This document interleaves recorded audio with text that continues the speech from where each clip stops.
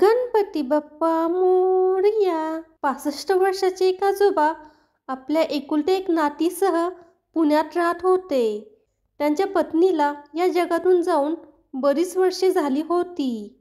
जोपर्यंत ते जॉब करत होते तोपर्यंत ते एकदम मजेत आयुष्य जगत होते.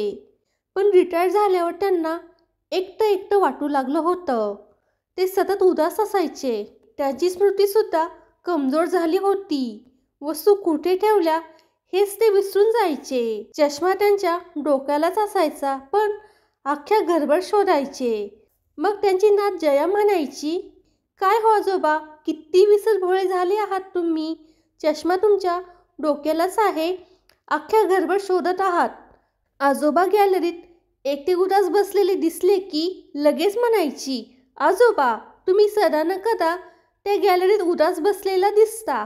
किती वेळा सांगितलं सकाळी मॉर्निंग वॉकला जा, योगा क्लास जॉईन करा, पण तुम्ही माझं ऐकलं तर जग इकडचे तिकडे होईल. नातीच्या रोजच्या कटकटीला वैतागून आजोबा सकाळ सकाळी मॉर्निंग वॉकला जाऊ लागले. त्यांनी योगा क्लास सुद्धा जॉईन केला. तेव्हापासून ते खुश राहू लागले. पण आज अचानक जयाने आपल्या आजोबांना गॅलरीत उदास बसलेले बघितले. तेव्हा जिममधून परत आलेली जया आपल्या आजोबांना म्हणाली, आजोबा काय झालं, आज तुम्ही सकाळी मॉर्निंग वॉकला गेला नाहीत. आजोबा म्हणाले, काही नाही झालं बेटा, आज मूड नव्हता. असे म्हणत आजोबा आपला चष्मा टेबलवर शोधू लागले.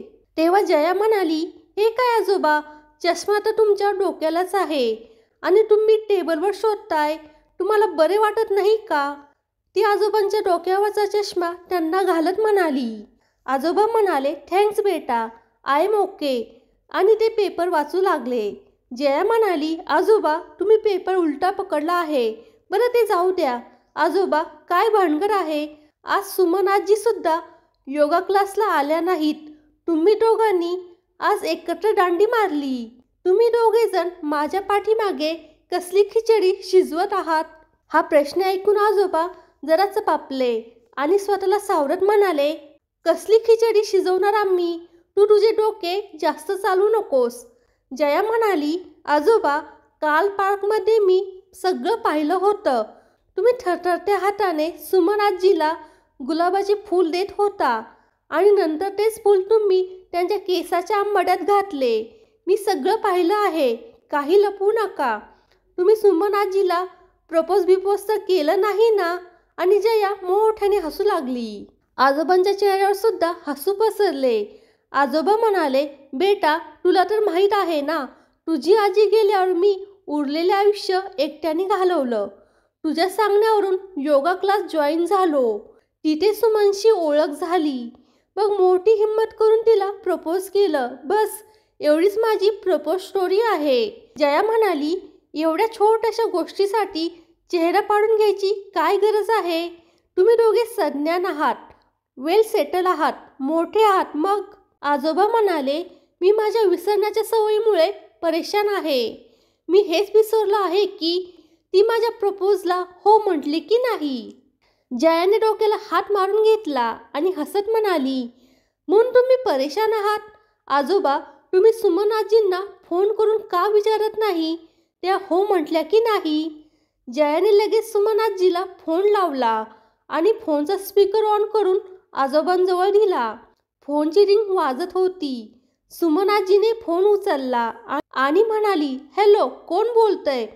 पण इकडून आजोबा काहीच बोलेनात. जया त्यांना बोलण्यासाठी पुश करत होती. शेवटी मोठी हिंमत एकटून आजोबा बोलले, मी विक्रम साने बोलतोय. काल मी तुला बागेत प्रपोज केलं होतं, तू हो म्हटली की नाही. तिकडून सुमन आजी म्हणाल्या, बरं झालं बाई तुम्ही फोन केलात.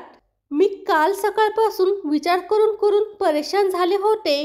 काल मला प्रपोज कोणी केलं होतं.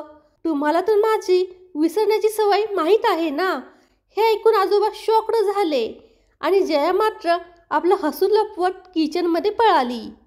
फ्रेंड्स, हा व्हिडिओ जर तुम्हाला आवडला असेल तर व्हिडिओला लाईक करा आणि फोटोग्राफी इज माय पॅशन या यूट्यूब चॅनलला सबस्क्राईब करा. धन्यवाद.